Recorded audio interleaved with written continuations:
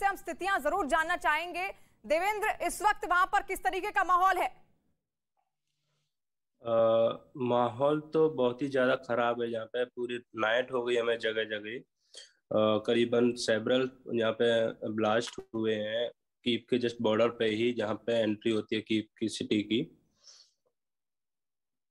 जी, यानी कि और इस जी, समय ये है कि अभी खाने के जो भी जितने भी सुपर मार्केट्स हैं वो सब बंद हो चुकी हैं। हमारे पास जितना भी स्टफ था वो ऑलमोस्ट खत्म हो चुका है। मुश्किल से आज का और होगा।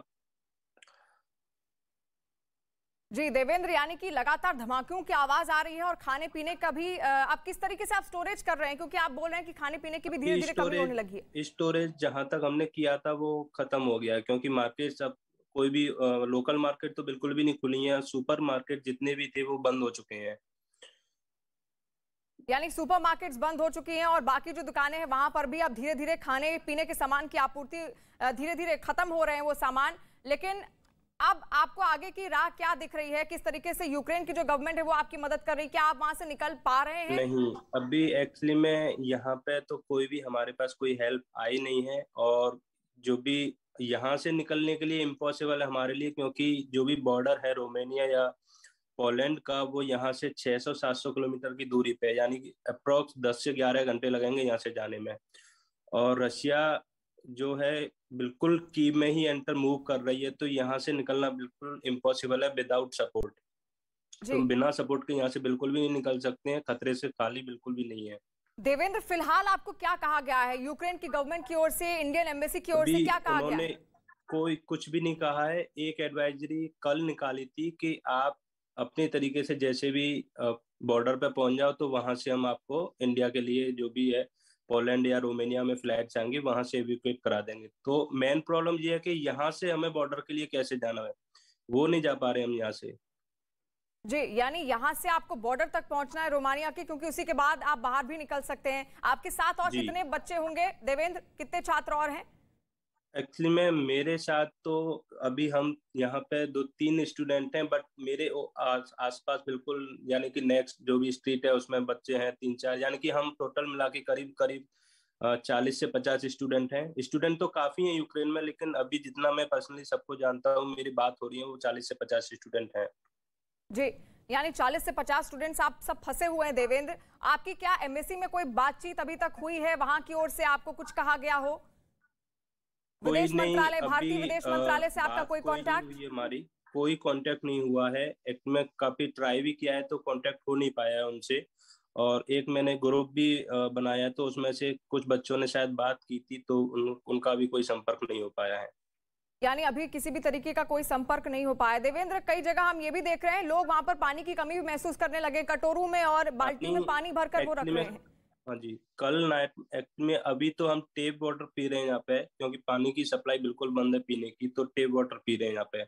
और दूसरी चीज, कल नाइट में जो भी ब्लास्ट हुआ है तो वो हमें ऐसा सुनाई में आ रहा है कि वो जो पावर प्लांट के पास हुआ है, तो अगर वो वहां पे कुछ दिक्कत होती है तो इलेक्ट्रिसिटी भी कट जाएगी। जी, यानी इलेक्ट्रिक बिजली की भी दिक्कत हो रही है और साथ साथ खाने पीने की भी अब सामान धीरे धीरे खत्म होता हाँ। जा रहा है। देवेंद्र से हम आगे बात करते रहेंगे, लेकिन स्थितियां लगातार भयानक होती जा रही हैं और यूक्रेन में भारतीय दूतावास की तरफ से भारतीयों के लिए नई एडवाइजरी जारी की गई है। यूक्रेन के पूर्वी हिस्से में फंसे भारतीयों को अगले निर्देश तक अपने मौजूदा ठिकाने पर ही रहने का सुझाव दिया गया है। अधिकारियों से बातचीत के बाद ही बॉर्डर पार करने की सलाह दी गई है। ये सलाह दी गई है जहां पर यूक्रेन में लगातार कई सारे भारतीय फंसे हुए हैं, उनको निकालने की पूरी कोशिश है भारतीय दूतावास की। और भारतीय दूतावास की तरफ से एक नई एडवाइजरी अब जारी कर दी गई है, जहां पर यूक्रेन में भारतीयों के लिए उनको सलाह दी गई है कि जहां पर वो है वहीं पर रहें। बॉर्डर पर नहीं जाने देने की सलाह दी गई है, यानी कि बॉर्डर पर उनको नहीं जाना है। फिलहाल जहां पर वो मौजूद है अपने अपने घरों में ही उनको रहने की हिदायत दी गई है। प्रियंका इस वक्त एयरपोर्ट से हमारे साथ लाइव जुड़ी हुई है। प्रियंका, कितनी देर में वहां पर फ्लाइट्स पहुंचेंगी और कितने बच्चे आखिर आएंगे वहां पर? यूक्रेन एम्बेसी के बाहर आप मौजूद हैं प्रियंका, वहां पर किस तरीके की हलचल देखने को मिल रही है? जी बिल्कुल, यूक्रेन एम्बेसी के बाहर मैं हूँ। फिलहाल आप देखेंगे कि यहाँ पर सन्नाटा पसरा हुआ है, लेकिन यही वो जगह है जहाँ पर माँ बाप जो है वो पहुँच रहे हैं, क्योंकि कहीं और से वेयर अबाउट्स उनको अपने बच्चों के नहीं मिल रहे हैं। यूक्रेन की एम्बेसी उनके लिए क्या कर रही है, उनकी सरकार क्या कर रही है, ये सवाल पूछने के लिए तमाम जो माता पिता है यहाँ पर पहुँचते जा रहे हैं। फिलहाल सन्नाटा पसरा हुआ है, लेकिन 10 बजे के बाद जब ये एम्बेसी खुलती है उसके बाद यहाँ पर तमाम पेरेंट्स आ रहे हैं, वो पूछ रहे हैं, यहाँ से अंदर बात करने की कोशिश कर रहे हैं कि उनके बच्चों के लिए क्या किया जा रहा है।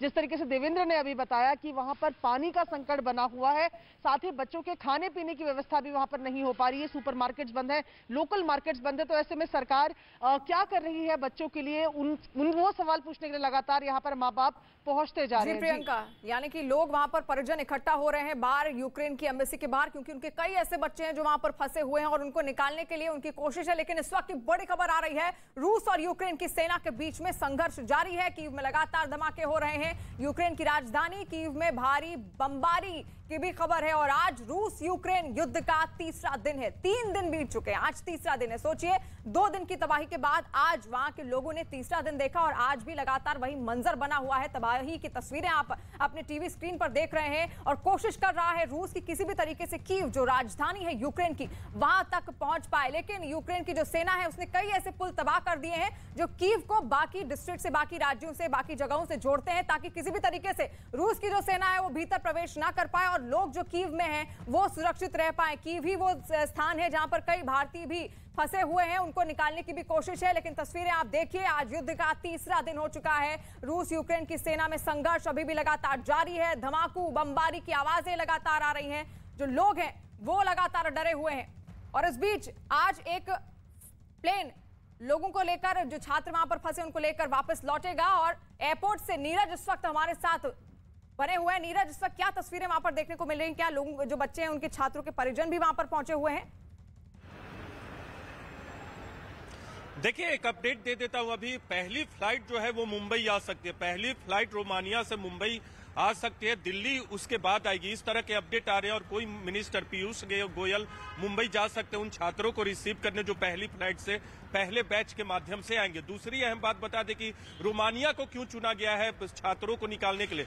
3 शहर ऐसे हैं जो कि रोमानिया के बॉर्डर से नजदीक है, वहां भारतीय छात्रों की संख्या बहुत अधिक है। इवानो फ्रेंकिस की बात करें, टर्नोपिल की बात करें, चर्निवेस की बात करें, ये 3 ऐसे शहर हैं जो कि रोमानिया के बॉर्डर से 250 किलोमीटर के अंदर में आते हैं। एक शहर जो महज 40 किलोमीटर दूर है, तो वहां के छात्रों यानी कि पहली फ्लाइट जो आएगी वो पहले मुंबई आएगी, उसके बाद दिल्ली आएगी। ठीक है, रूस यूक्रेन युद्ध का तीसरा दिन आज है। आपको हम तस्वीरें भी लगातार दिखा रहे हैं। वही तबाही आज भी देखने को मिल रही है और यूक्रेन की सेना ने एक बड़ा दावा किया है। ये कहा है कि कीव पर हमले को नाकाम करने का रूस ने दावा किया था और कीव पर हमला किया है। गोलियों की आवाज किस तरीके से वहां पर लोग जो हैं डरे सहमे हुए हैं और आप भी अगर ये आवाजें सुनिए, इनको महसूस कीजिए कि आखिर वहां पर किस तरीके के हालात बने हुए हैं। लोग किस तरीके से अपनी नींदें, अपनी रातें और दिन गुजार वहां पर रहे होंगे और इसी वजह से वहां हलचल तेज है। लोग कुछ भी कर कर बाहर निकलना चाहते हैं और ये देखिए किस तरीके से वहां पर तमाम जो लड़ाकू विमान और फाइटर जेट्स, उनकी ये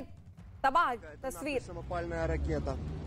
कीव की राजधानी में सबसे ज्यादा तबाही देखने को मिल रही है क्योंकि किसी भी तरीके से रूस की सेना कीव के भीतर प्रवेश करना चाहती है। और रूस यूक्रेन युद्ध के बीच बड़ी खबर है कि यूक्रेन रूस से बिना शर्त बात करने को तैयार है। यूक्रेन शांति चाहता है और वो रूस से बात करने के लिए तैयार है। इससे पहले रूस की तरफ से बयान आया था कि पुतिन बातचीत के लिए तैयार हैं। बातचीत की शर्तें भी रखी गई थी जिसमें यह साफ किया गया था कि यूक्रेन के राष्ट्रपति जेलेंस्की से बातचीत अगर होगी तो वो बेलारूस में होगी। यूक्रेन के उत्तर में बेलारूस है जो रूस का सहयोगी देश है। रूस की शर्त थी कि सीजफायर पर अगर चर्चा होगी तो बेलारूस में होगी। इसके अलावा यह भी शर्त रखी गई थी कि यूक्रेन को गुट निरपेक्ष देश रहने का दावा करना होगा। मतलब फिर रूस ने यह दोहराया कि यूक्रेन को नेटो से कभी ना जुड़ने का वादा करना होगा। जंग रोकने के लिए रूस ने ये शर्तें रखी थी। इस जंग में रूस की फौज जमीन पर भी लड़ रही है और आसमान से भी यूक्रेन के शहरों पर हमले हो रहे हैं और काला सागर वाली समुद्री सीमा से भी यूक्रेन पर अटैक हो रहे हैं। जंग में अब तक सैकड़ों लोगों के मारे जाने की खबर है। रूस की फौज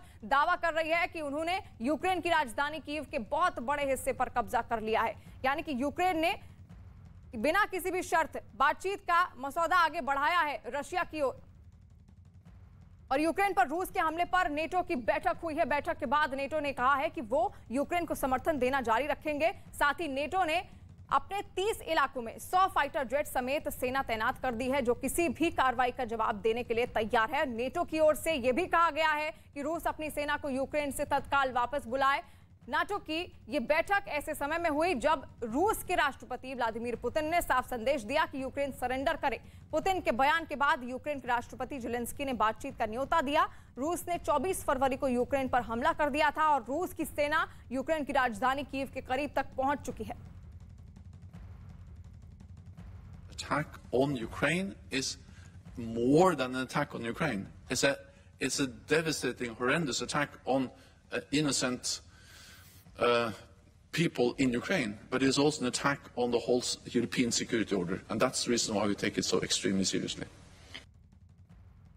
और यूक्रेन पर हमले के बाद अब रूस हर तरफ से घिरता हुआ दिखाई दे रहा है। जहां एक तरफ रूस पर कई तरह की पाबंदियां लगाई जा रही हैं, तो वहीं संयुक्त राष्ट्र सुरक्षा परिषद की बैठक में रूस के खिलाफ निंदा प्रस्ताव पास हुआ। रूस के खिलाफ निंदा प्रस्ताव के पक्ष में 11 वोट पड़े। वहीं भारत, चीन, यूएई ने वोटिंग में हिस्सा नहीं लिया। भारत ने अपना रुख साफ करते हुए कहा कि वो किसी भी तरह की हिंसा के पक्ष में नहीं है और विवादित मुद्दों को बातचीत के जरिए सुलझाना चाहिए। वहीं ब्रिटेन, मेक्सिको और अमेरिका ने रूस को फौरन यूक्रेन से अपनी सेना को पीछे हटाने के लिए कहा और यूक्रेन पर उसके हमले को गलत करार दिया। Dialogue is the only answer to settling differences and disputes, however daunting that may appear at this moment. It is a matter of regret that the path of diplomacy was given up. We must return to it. For all these reasons, India has chosen to abstain on this resolution. तो पूरी कोशिश की जा रही है कि किसी भी तरीके से कूटनीतिक रूप से ये पूरी लड़ाई सुलझाई जाए रूस और यूक्रेन की। और साथ साथ देवेंद्र लगातार हमारे साथ जुड़े हुए हैं। ये ऐसे छात्र हैं जो वहां फंसे हुए हैं, कीव में मौजूद हैं इस वक्त। देवेंद्र, लगातार ये कहा जा रहा है कि जो रूस की सेनाएं कीव के भीतर प्रवेश करने की कोशिश कर रही है, लेकिन फिलहाल वो कितनी दूरी पर है? ज्यादा दूरी तो नहीं है। हम मान के चल सकते हैं कि बिल्कुल सिटी के बॉर्डर पे ही है, तो 10 से 15 किलोमीटर की दूरी पे ही है। क्योंकि जो भी हमें साउंड पूरी नाइट जो सुनाई दिए हैं वो बिल्कुल ही क्लोजली थे और काफी इतने साउंड तेज थे कि हमारी जो फ्लैट की विंडो भी काफी वाइब्रेट कर रही थी जी। यानी कि तो 10 पूरी नाइट हो गई हमें देखते देखते यहाँ पे। मतलब 10 से 15 किलोमीटर की दूरी पर ही रूस की सेना है कीव में।